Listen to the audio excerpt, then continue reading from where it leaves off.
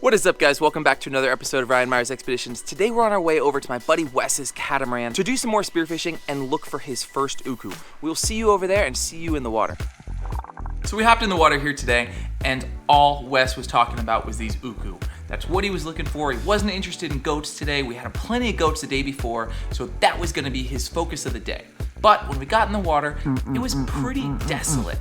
And we decided today that we were gonna kind of go on a mission with the dinghy and cruise along and see what we could find and eventually come in to shore and pick up some of those koles and aveoveos in a place that I've been before and kind of found them there before. But until then, we were just kind of out there winging it, cruising in that 60 to 80 foot section, just looking to see what we'd find. I have never seen more Roy in my entire life than I did in this spot right here. Everybody, that's what all of us kept saying, like, wow, did you see all these Roy? If we ever have a Roy tournament here again on Big Island, this is where I'm going right here because they were everywhere. But after several dives right here in this spot, we decided we were gonna move. And my new strategy, right before I'm gonna move, shoot the biggest Roy I can find and then chop it back up, drop it to the bottom and see what happens. So that's what I did here. I picked out these Roy kind of in front of me. I had already waited, I had already dusted, I had already grunted for a while. No ukus were coming in, so time to pick out one of these Roy. Now, as I'm moving up here forward, you'll notice that they kind of spook. And that's kind of natural fish behavior. Like, they're out there spooking all the time. We're constantly avoiding predators. So as long as you remain calm and you keep doing what you're doing properly, you'll get the shot that you're looking for.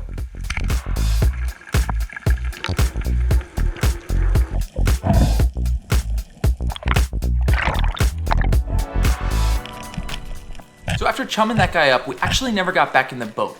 Everybody kind of loaded up, and then I was like, let's just swim hard for a second and see if we can't come across something. And this right here is what we found. Absolutely beautiful ledge, big boulders, big giant cracks, and I could see from the surface that there was a lot of life. So I did a dive on kind of the inner side of it, like I wasn't all the way out towards the point yet, and I was gonna go all the way to the bottom, tuck here in the sand, and really just take a look and see what came out.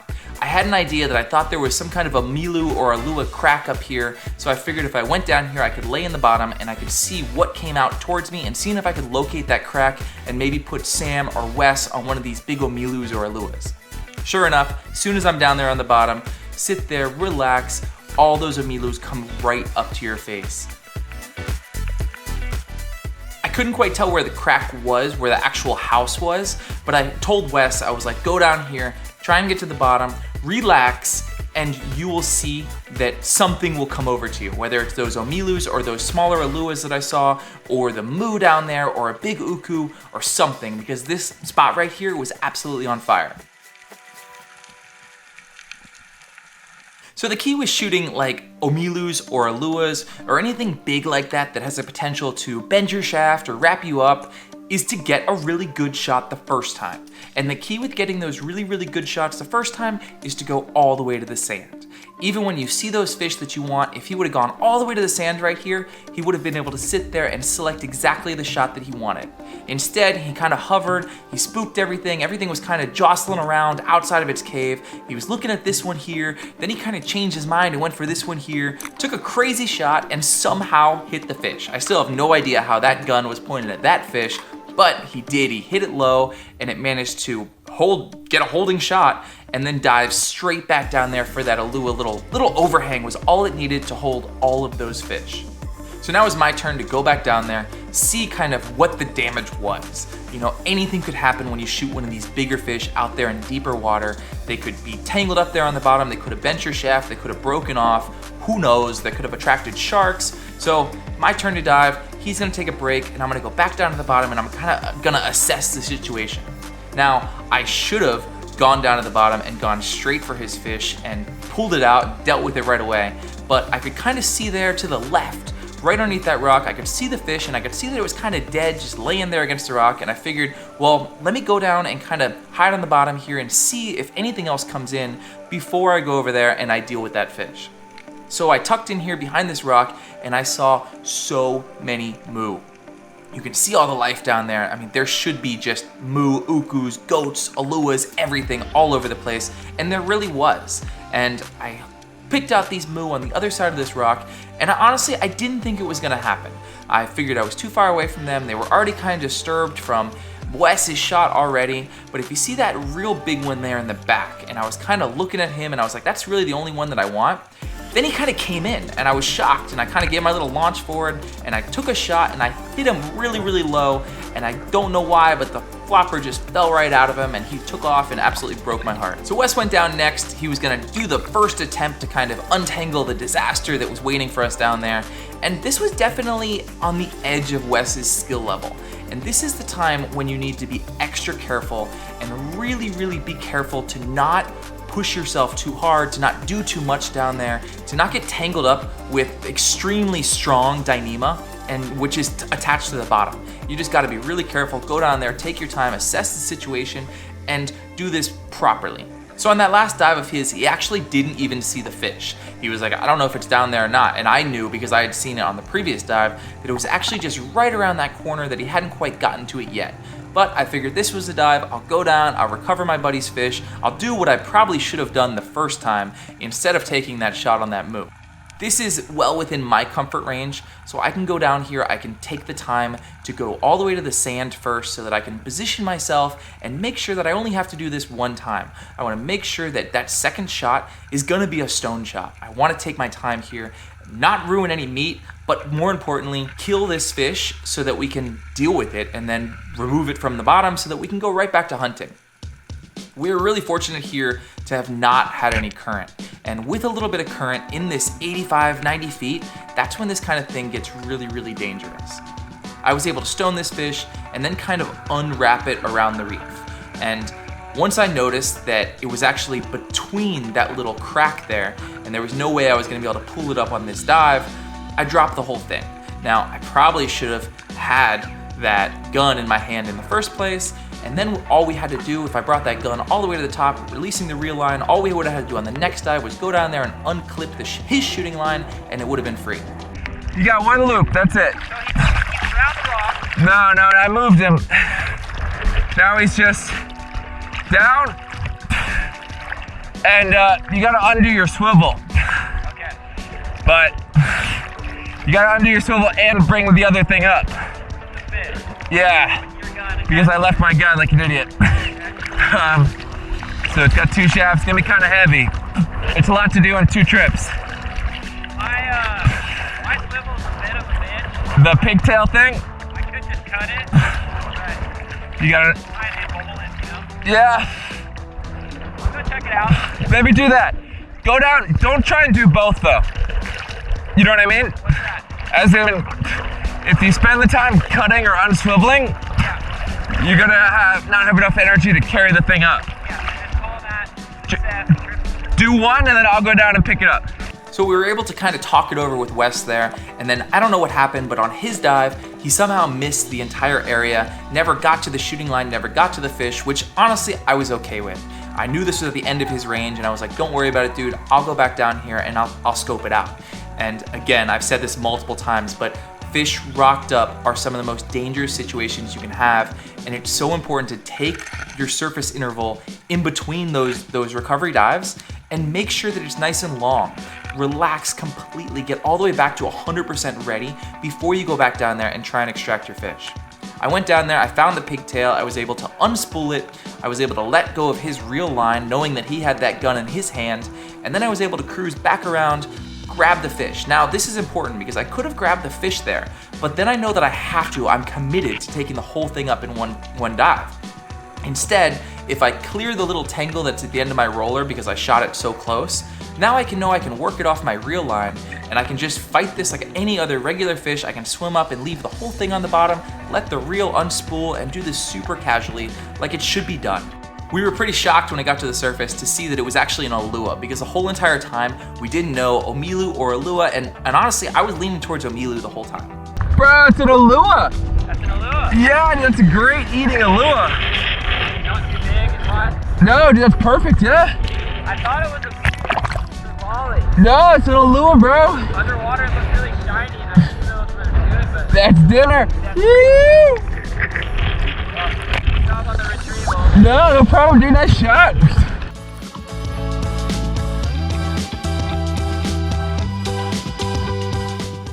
So now we had fish on the boat, and honestly, the weight is off. We know we've got dinner for tonight. I talked to him about that Ulua and kind of told him that this is gonna be a great eating fish. And that's kind of because a 10, 15 pound Ulua like that is still a baby fish. Like those fish get to 100, 150 pounds. So the risk for ciguatera there and them is pretty low. And the quality of that meat is gonna be pretty high. Significantly more to me, I think, than a 15 pound omilu of the same, maybe a same size omilu there, would have not been as high quality of a fish as that baby Ulua. I was telling him I'd rather eat that one. So regardless, we've got plenty of fish now. I'm gonna go back down to the bottom and I'm gonna kind of see if anything else appears. You know, I haven't shot anything yet. I know this fish is on the boat. We might be heading in soon. So I go down and I tuck in just like you guys always see me do. Sandy side, deeper side of the ledge, 85 feet here. Dust, grunt, really take my time and wait and see what comes in. It's so cool to see this relaxed, staring at the sand, dusting, really, really subtle. That moo technique really kind of work to attract everything in the ocean. If you look here, when I look up and look around, there are moos everywhere. There are those big opalacalas in my face. There's big schools of Joe Louis goats. There's these big Moana collies that came in. It's just so much life down there on this type of structure. When you go to the deeper side, hunt it properly, take your time. You really got a selection of kind of whatever you want down there, except for the freaking uku that was all we were there looking for.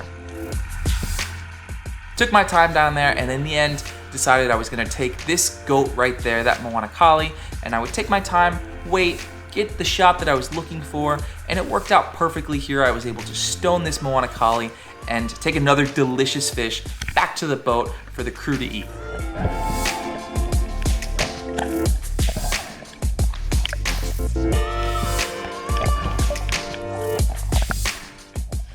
I've never really seen so many fish like that. No, that was an awesome spot, bro. Target panic. Yeah. Oh my god, this is fucking good. So the girls dropped us off in the deep and then went in to anchor in the shallows. And this was like right where me and Wes landed. Like he just dropped us off randomly and there was so much freaking life here. I actually clipped another moo here that I cannot believe got away. Like point blank, I thought for sure I thought I drilled this thing. I don't know if it skipped off the side of his face or he did some kind of moo ninja technique, but unfortunately my head was just a little bit far down, so I couldn't really get it on the GoPro for you guys, or I couldn't really analyze myself what went wrong. But same spot, moo all over the place, goats all over the place. Veke, ulus, and nonos came in eventually. I took one of those, my GoPro died, but I've got a little clip of how it looked like on the surface.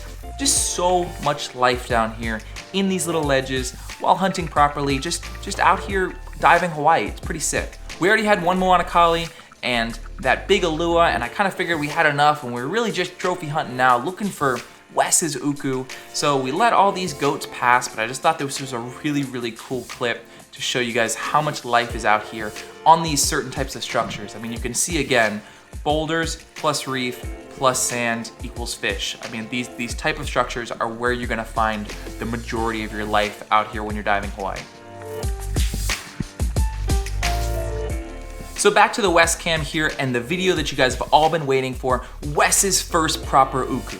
Now, this was a successful dive. He landed this fish, but I'm gonna really kind of break apart all the things that he kind of did wrong and how it could have probably gone better for him if he would have hunted the way I know he knows how to hunt and done everything properly. He could have gotten a better shot and less risk of losing that fish. You can see how he got distracted by that big Moana collie on the bottom. He decided not to go all the way to the bottom, so he wasn't down there doing his dusting, doing his grunting when he spotted the uku.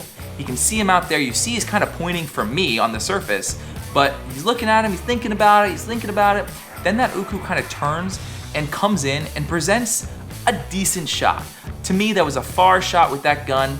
He managed to make it happen, but when you could see it later, he just barely had it in the tail. Just that flopper didn't even go all the way through, and I guarantee that if he would have gone all the way to the bottom, he could have gotten a much, much better shot at this fish and not risked losing it. Regardless, we were both so pumped for this uku, which is a fish that he's been looking for like 3 days now. So stoked to take this thing home and eat it sashimi. I managed to get this little veke, nono, or ulu, or whatever. Definitely my biggest one yet. Camera was off, but I was stoked. Eventually, we swam all the way in, we found the girls. They had a handful of koles on their stringer, but not quite enough to give everybody on the boat just a quick kole taster. So I was like, let me see the 3-prong, let me go see what I can do really quick. We moved me up to another cove that they hadn't kind of really hit yet, and I just went down and just as fast as I could collected a couple koles. It was not easy. I definitely need some more adjustment with this cowabunga, the 7-footer. I need to add a little bit more power to it. You know, I think I put the grip on for Sam and I built the band for Sam, but it definitely needs a little bit more power for me. So I'm gonna keep working on that, but it was super cool to go down here, smash a couple koles, and then be able to take those back to the crew of Swell to kind of give them a taste of something that they definitely wouldn't always get to experience. Guys, I made a contribution. no, probably enough. I mean, it's not great, but it's getting dark. All right, guys, that was freaking awesome dive there. Tell us about your fish, Wes. Show us what you get. I got my first uku. First real uku. First real uku. Yeah, I got some sashimi. Nice. And I think I shot this fish, but you caught this fish. I don't know about that. So, yeah. Beautiful, beautiful eating sized Ulua right there. Yep. We take him, make some Ulua nuggets or something. But he gave us quite the little tussle there. Went down back into his cave, wrapped all up. It's probably 80, 90 feet there. Yeah. Yeah, some solid diving. Really, really freaking cool. I got a couple nice fish there too. You know I cannot resist the goats, and I found this thing. Probably my biggest veke, nono, ulu, something, whatever, red goatfish. Had this beautiful Moana Kali too. Passed on a lot more Moana Kalis than I usually do today. They were just absolutely everywhere. But we weren't looking for a lot of fish today. Ceviche, sashimi, and fish fry. There we go. Action. Let's do it. Koles. I wish we got it on camera, but I actually cleaned all of those koles in the dinghy on the long dinghy mission home. Good use of time there while cruising at 4.5 knots. Cheers. It's too good. Sam's cooking and drinking again. We're shocked, I know. Got some Ulua action going on. Kole's happening. All right. Crispy koles. These are for you, Sammy. They're not quite done all the way, what I think. Beautiful goatfish ceviche there. Let's feast. Oh my god. You just eat the whole thing, yeah? Pretty much. Eat the chip first, the tail. Yeah, there you go. No, don't take a bite. The tail first? Hang on. Wait. What are you gonna teach him, Sam? Take a piece off. Oh, well, that one was really Okay. Okay. Piece Oh, off, got it. But yeah, Okay, take we're a good. little piece and then, she really can't get that works too. There you go. How is it? Yeah. That is like. Very good stuff. It's great, right? That's a fish chip. That's a fish chip. It's a fish chip. That's for nice. sure. I like this stuff. It's very crispy. Samagram? It's very crispy. Are you saying that I crisped it too much? Yes. Get out of here. She wants them to look like that. I like them to look like that. I'm expecting this to be bony and fishy and crunchy. No, And that is the best thing ever. no idea. There's no way you're not happy with this. Go, No way. go. I'm really No way. excited Eat it. about this. It's crunchy. That's the one. That's the one. See, like that's like mine. There you go. What do you got? That's it. Oh yeah. That's it. Bones, crunch, everything. That's good. It's great, Has this ever right? been done? That has probably never been done. Can I use this as my chip? Do it. That is your Oh, chip. we don't have chips, but we have Chip colas. I love him. It's good. I'm doing it, Sam. I love it. Trying it. My God. Is that it? A little cold, a little hot, a little crunch, a little soft. Oh my God. That's it. Oh yeah. Use that spine in there. Oh yeah. Check that out. That stuff is good. I can't believe these are actually good. This is gonna be on the next menu. You can't beat that right there. Incredible. Guys, thank you so much for watching this video. Drop a like if you haven't already, and make sure you're subscribed because here's a quick preview of the next episode and you don't want to miss it. That is the biggest flying fish ever. Stone shot through the head. Guys, this is dinner tomorrow. Catch and cook flying fish coming right up. What a beautiful